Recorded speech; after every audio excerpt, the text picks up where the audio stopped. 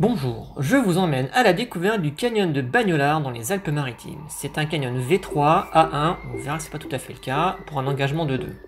L'approche dure 1 heure, la descente dure 2 heures et quart et le retour une demi-heure. Il faut noter que bien souvent dans ce canyon, l'eau est plutôt fraîche et, comme on l'a vu, il est relativement aquatique. Donc voici une description d'où vous garez. Ensuite, vous remontez la piste jusqu'à la bifurcation ici avec marqué le petit panneau du conseil général. Voici la trace GPS. À noter que nous on s'était planté, donc il ne faut pas prendre ici mais bien prendre à gauche et suivre le chemin en pointillé. C'est un petit trail qui fait environ 4 km pour 400 mètres de dénivelé et on a mis 1 heure pour le monter. À noter qu'il est difficile d'aller voir le niveau de l'eau avant d'être arrivé tout en haut du canyon. Pour la description, je vais le faire en 2 parties. La première partie avant la C25 qui comprend un échappatoire et la deuxième partie après la C25 qui pour moi est la plus ludique. Allez, commençons par la première partie. Bon, avec Greg et Philippe, on s'est pas trop embêté à mettre la corde, on a toboganté ce qui était tobogantable et on a sauté et désescaladé tout ce qu'on pouvait. La première partie, elle enchaîne un petit peu les zones ouvertes avec les zones un petit peu plus serrées.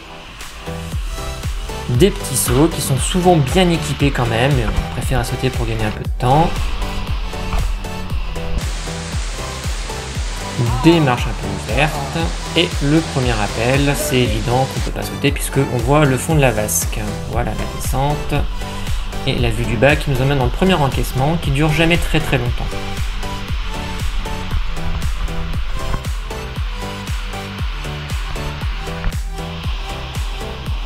Ensuite, quelques petites vasques où on accède soit par des sauts, soit par des toboggans.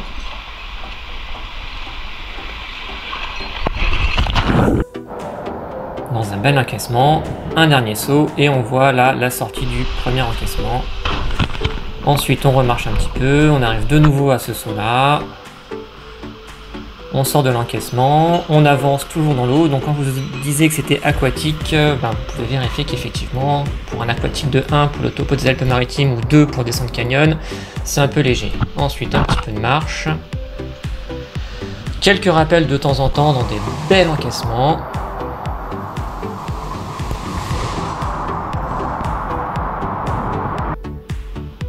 Ensuite, un passage assez étroit, donc je vous laisse deviner que lorsqu'il y a du débit ici, ça ne doit pas être la même qu'aujourd'hui.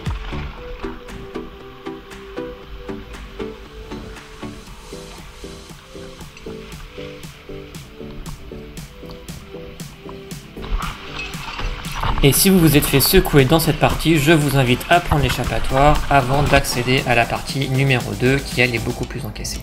Alors la deuxième partie, elle commence avec la C25 et elle est vraiment très ludique. Donc voilà le départ de la C25 pour la première personne sur le casque de Greg. Elle emmène tout au fond d'un magnifique encaissement.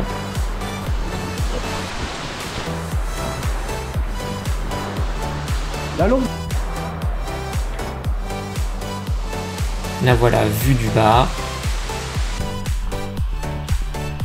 Ensuite un petit peu de marche aquatique entrecoupée de bif dans un encaissement qui est vraiment magique.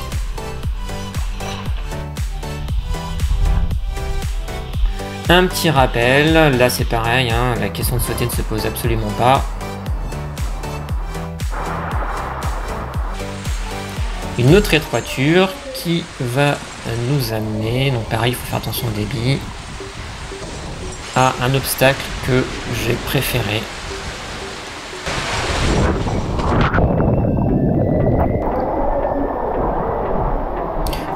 Voilà ici, que vous pouvez prendre soit en rappel à gauche, soit dans un toboggan qui commence par une petite goulotte, vous vous laissez un petit peu glisser en écartant bien les coudes, et ensuite, il n'y a plus qu'à laisser filer.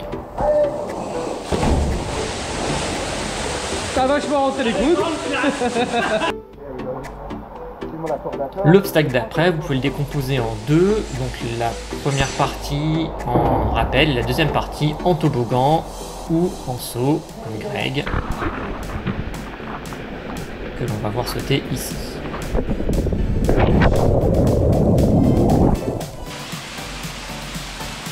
Un dernier appel et c'est la fin. Vous arrivez sur un affluent qui vient de votre gauche qu'il faut remonter un petit peu au niveau de la flèche verte pour retrouver votre chemin à l'allée et ensuite vous retournez tranquillement à la voiture et c'est fini. Pour ne rien rater de mes aventures, abonne-toi à ma page et surtout active les notifications. Tu verras ainsi des vidéos de spéléo, plongée, ski, canyon et bien d'autres. À bientôt!